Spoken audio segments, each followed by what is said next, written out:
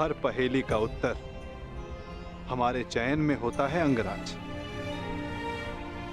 और भविष्य चयन पर निर्भर करता है। जीवन जीने के सदैव दो विकल्प होते हैं। एक विकल्प होता है इस पाषाण खंड की भांति, जो अपने अहंकार, अपने हठ, अपनी जड़ता के बोझ के कारण भारी और कठोर हो जाता है, जो ना अपना चुना हुआ मार्ग बदलता है और ना ही अपने विचार। उसका प्रारब्ध इस पाषाण खंड की तरह होता है।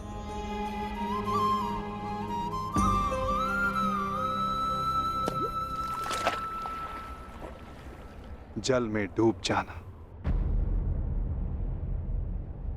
और दूसरा मार्ग वासुदेव?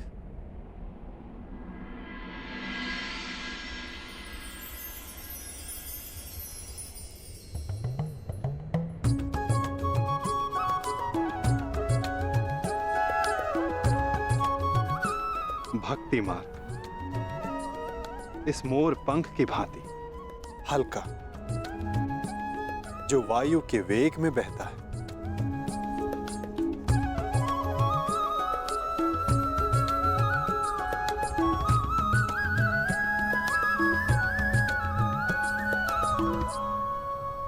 जो इस मोर पंख की भांति होते हैं,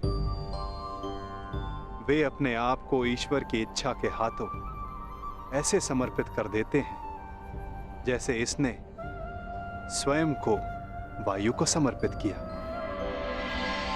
इसीलिए वायु उन्हें किसी भी ओर ले जाए, वे सदैव ईश्वर की गोद में रहते हैं।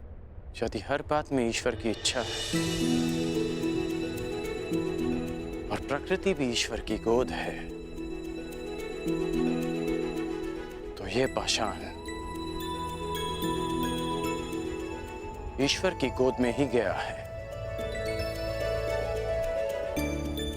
तो इस प्रकार तो ये दोनों मार्ग एक ही हुए ना वासुदेव?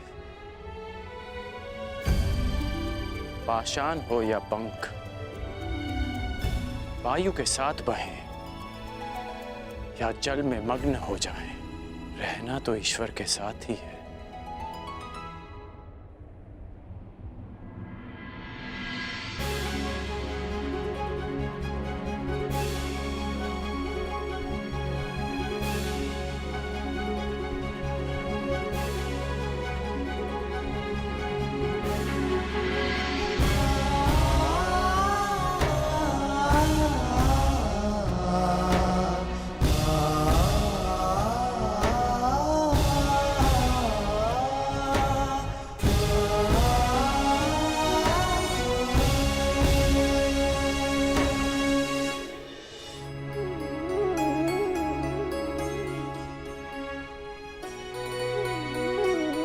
मैं हमेशा तुम्हारी प्रशंसा करता आया, परंतु आज तुमने मेरा सम्मान अर्जित किया है कर्ण। तुमने वो समझ लिया जिसका ज्ञान पाने में ऋषि मुनि अपना सारा जीवन बिता देते हैं। कोई पाषाण खंड नहीं, कोई मोर पंख नहीं। यदि कुछ महत्वपूर्ण है तो कर्म और कर्म के परिणाम। कुछ महत्वपूर्ण है तो हमारा चुना हुआ मार्ग।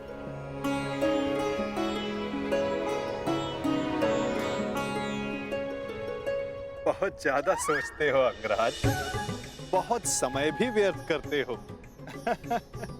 अब यहीं रहना है या आगे चलें? रुके तो आप हैं वासुदेव। कहा था ना, जीवन मार्ग में रुककर देख लेना चाहिए कि लक्ष्य उचित है या नहीं, और हमारा मार्ग हमारे साथ छल तो नहीं कर रहा है।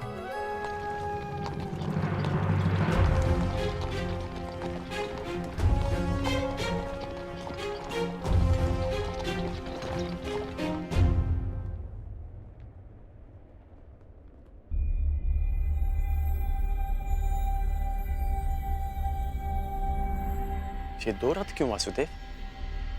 क्योंकि यहां से दो मार्ग जाते हैं कर्ण। एक हस्तिनापुर को और दूसरा पांचाल को।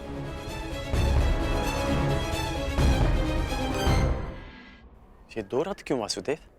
क्योंकि यहां से दो मार्ग जाते हैं कर्ण, एक हस्तिनापुर को और दूसरा पांचाल को। तो अचानक आप पांचाल जा रहे हैं, कहीं इसका संबंध पाषाण खंड और मोरपंख के चुनाव से तो नहीं? नहीं कर, आवश्यक नहीं कि हम केवल पाषाण खंड या मोरपंख ही हों।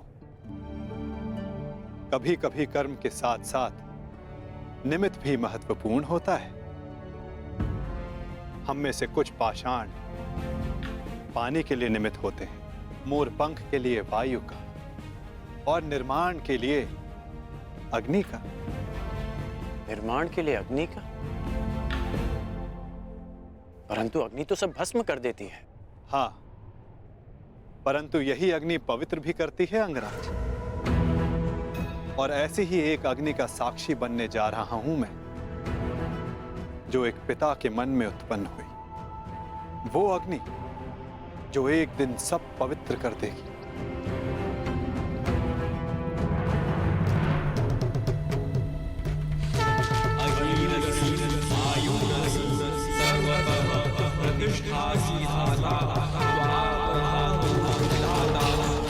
हमारे प्रतिशोध की अग्नि शांत करने के लिए दो अतिथि शीघ्र प्रस्तुत होंगे द्रौपद।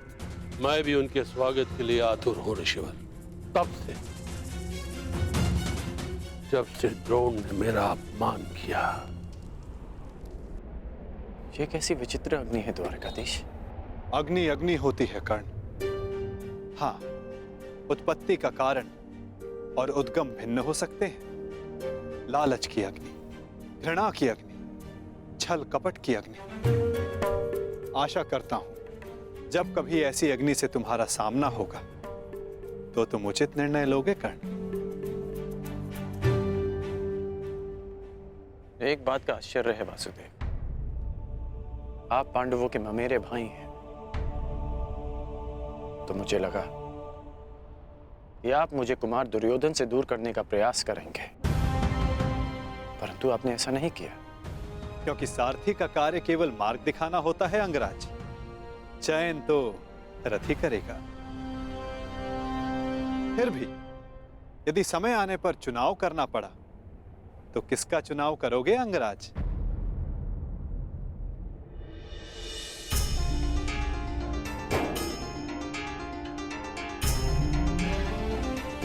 मित्र दुर्योधन का। इसलिए नहीं कि मैं उनके प्रत्येक कर्म को उचित मानता हूं, परंतु इसलिए कि उन्होंने मेरी तब सहायता की जब सबकी दृष्टि में मैं तुच्छ था।